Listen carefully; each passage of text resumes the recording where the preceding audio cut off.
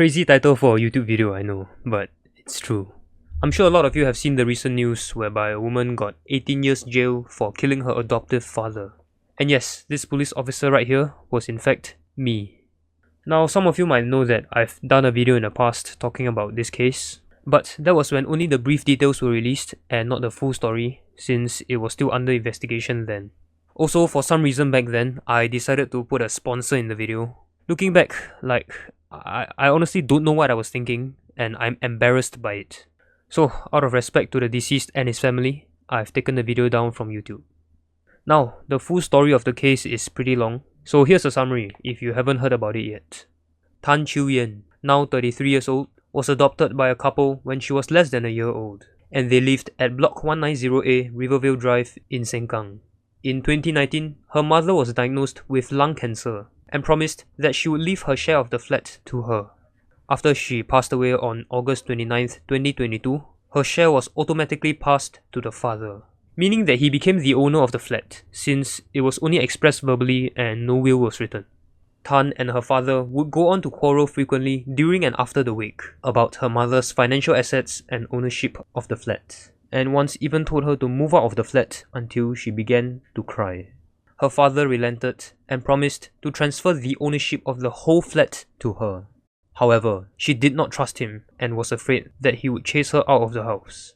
On the 4th of September, a few days after the wake, she bought the biggest chopper she could find at a supermarket and intended to kill him if he did not keep his promise.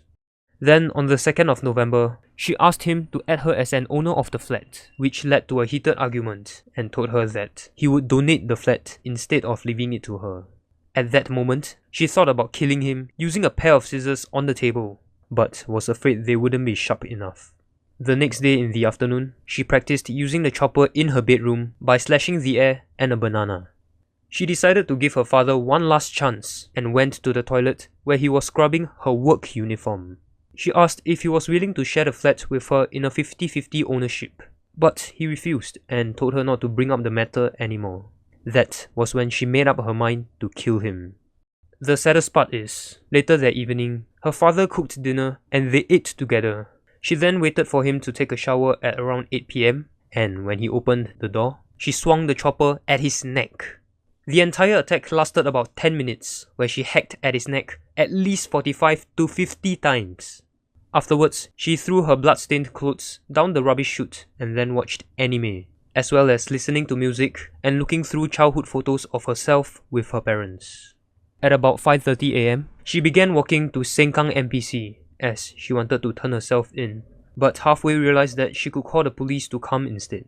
"My father passed away at home. Can police come please?" was what she said over the phone. And I can confirm that, as I was probably the first person to read that message through my police phone, since my in-charge and I were assigned to the case as we were on night shift. In case you didn't know, I was a neighborhood police officer for my NS, and I've never actually mentioned this before, but I think it should be pretty obvious by now that I was in Sengkang MPC.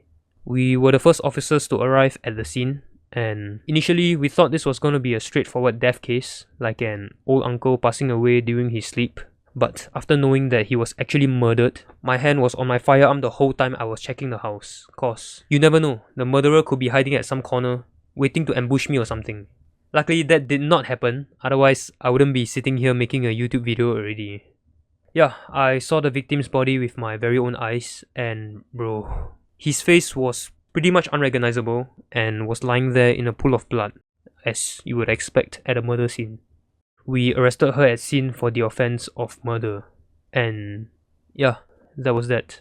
The case was on every news outlet you can think of by the next day, and oh yeah, about this photo, I was actually the one who found her bloodstained clothes after the investigation officer instructed us to search the entire rubbish chute for it.